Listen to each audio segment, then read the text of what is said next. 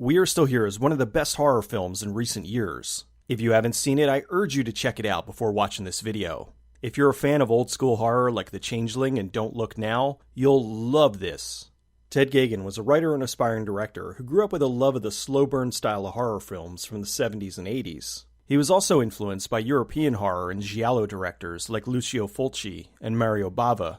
In 2000, he wrote the horror film Demonium and quickly became involved in the German underground horror scene. He was friends with producer-director Richard Griffin, who asked him to write an homage to the Fulci classic, The House by the Cemetery. The movie was about a couple that moves into a house and finds something horrible in the basement. House by the Cemetery was one of Geoghegan's favorite movies, so he happily worked on the project. He wrote the script in about 6 months and worked with Griffin, but as time went on, he fell in love with it. He asked Griffin if instead of just writing, if he could take over as director. Griffin gave him his blessing, saying he had more than enough other projects to keep him busy. The script had an obvious 70s influence, but with a modern feel. The script was about a husband and wife who move into an old farmhouse while dealing with the recent loss of their son. While they're there, they discover the house is alive and there's something else in there with them. Geoghegan wanted the film to take place in 1979 because too many modern conveniences like cell phones ruin horror movies. Since so many ghost movies involved areas becoming cold in the presence of a spirit, Geoghegan flipped the trope so whenever a ghost was nearby, it got hot.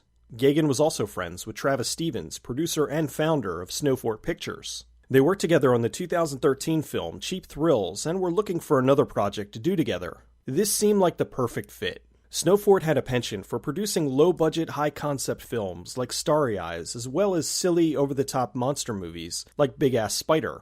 They scouted locations and chose to shoot in Palmyra and Shortsville, New York, both very small, low-populated towns. In Shortsville, they found a 100-year-old farmhouse that had been recently renovated. The look and feel of the house was perfect, but the clincher was that it was built in 1859, which was the same year the house was built in the script. The owners allowed them to make changes to the interior and spill fake blood everywhere, as long as they cleaned up afterwards. The art department filled the inside with furniture and clothes they picked up cheaply at local thrift stores. The house didn't have a boiler, so they built one out of cardboard and spray paint. They rented the old cars from some of the locals. They cast talented horror icon Barbara Crampton to play the grieving Mother Ann. Being a mother herself, she did tons of research on the agony of losing a child.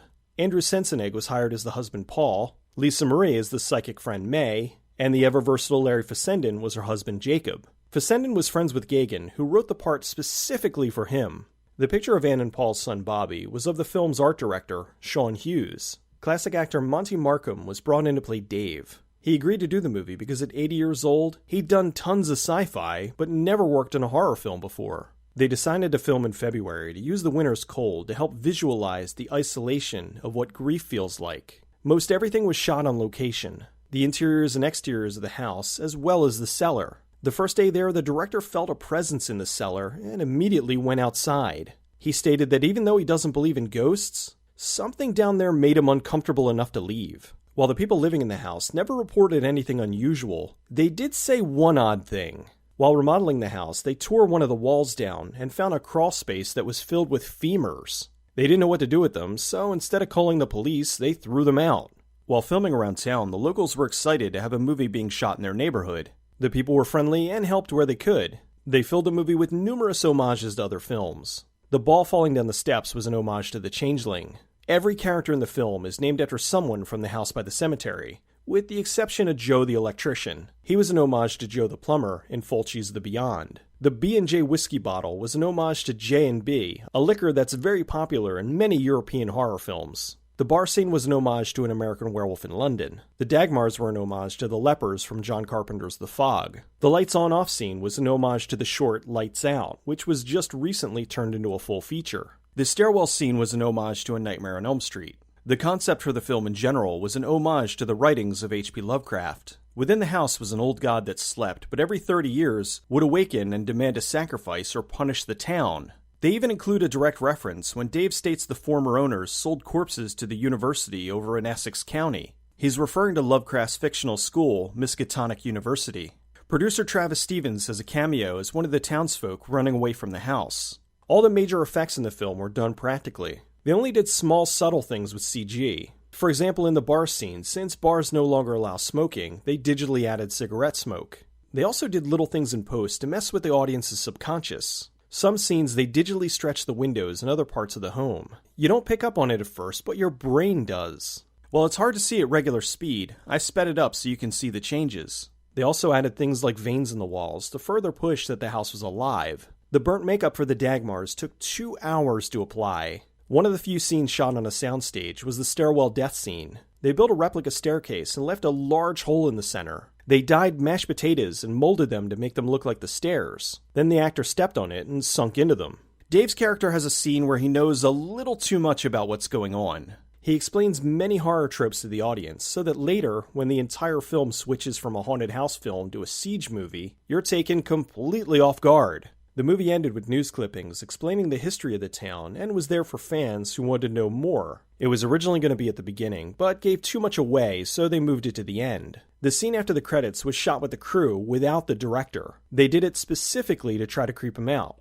They succeeded. After filming completed, the crew was glad to be out of there. Not because they didn't enjoy working on the film, but rather because most of them were from California and Texas, so they weren't used to the bitter cold of New York in February. Steven shopped the film around, and it was picked up by Dark Sky Films for distribution.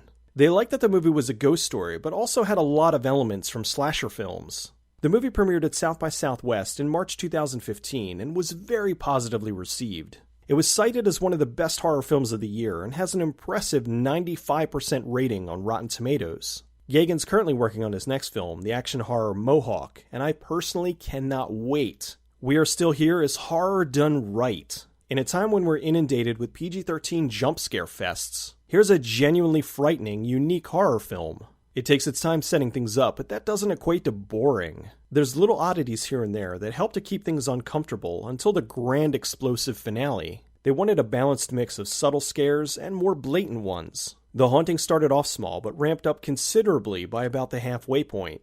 They wanted to go against the things that go bump in the night by having the spirits go on the attack in the daytime and even outside the house.